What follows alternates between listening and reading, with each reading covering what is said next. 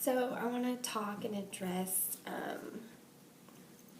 some things that my narcissist would do, the type of abuse mentally that would be done.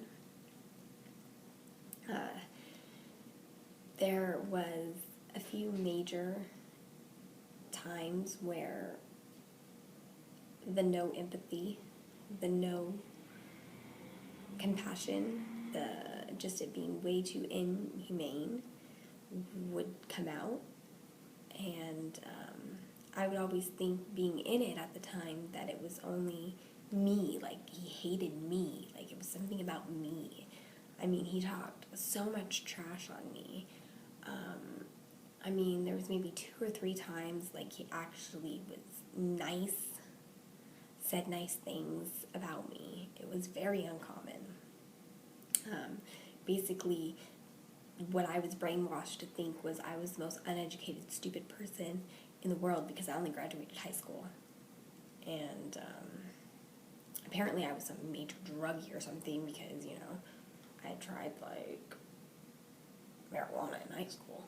But, I was apparently just, this total drug addict. It's anything, if you ever struggled, with depression or anything, you were a horrible, person. You were a mental case. And he literally would talk like that all the time. So it wasn't just every once in a while, it was all the time. And he would talk bad about me to anybody and everybody behind my back.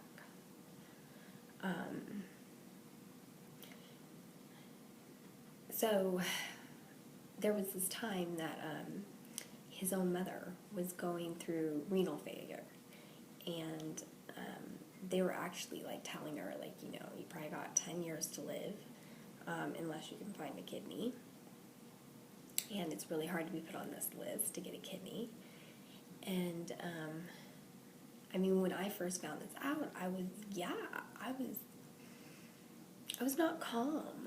His mom may possibly only have 10 years left. She's still young. She had just found out her husband was totally cheating on her, possibly had another kid in the Philippines. I thought, oh my God, this poor woman, she's going through such a hard time. And now she's being told, she's got 10 years to live. So my heart was breaking. I was devastated. I was not calm. And what was so weird is, and even thinking back now at it all, he was always so calm. My ex, the son of the mother, he was always so calm, where you shouldn't be calm in that situation. And he was calm.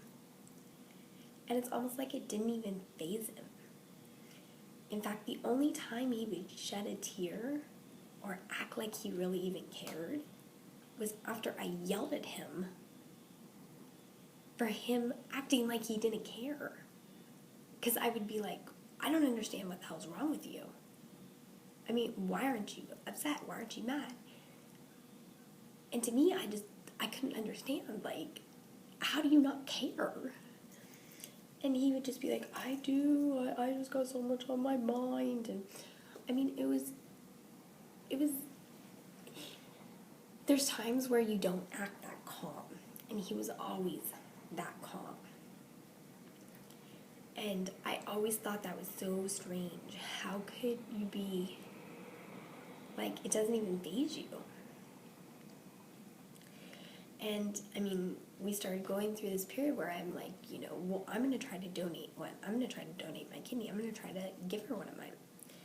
And I actually did, this long process through UCLA.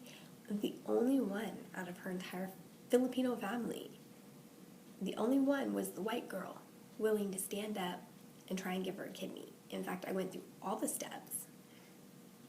I got to the very last end part of it, which this is a very screened process.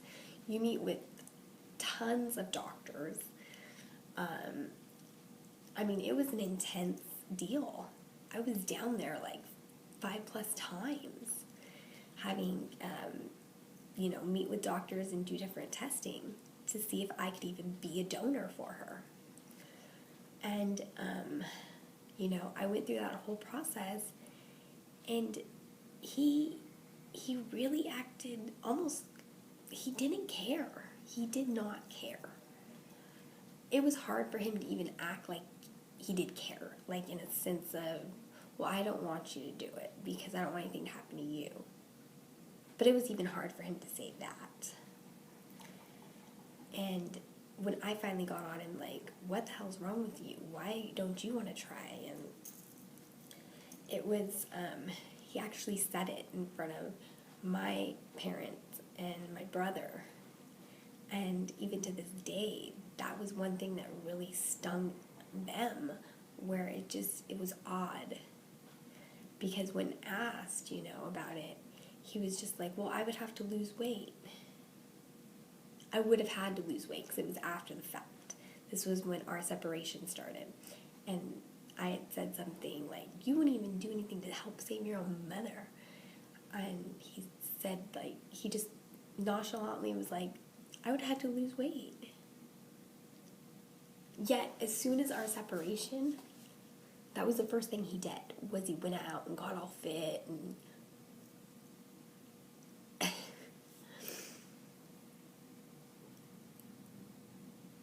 I mean, it's chilling. It's chilling how some people really, that we live with, that we don't realize the depth of, there's nothing there. There's no soul there. It's about them. You are nothing. You could be the parent, you could be the spouse, you could be the child. You are nothing. And yet they will be loved and adored by all these people. That they will just have all the friends and everybody would do anything for them. They're like the greatest people and, get along with anybody, and they can change depending on what environment they're in. They'll become somebody else. They'll mold into whatever person they need to be at that time. I mean, the things my ex does now, oh my God. That was the stuff he yelled at me for doing.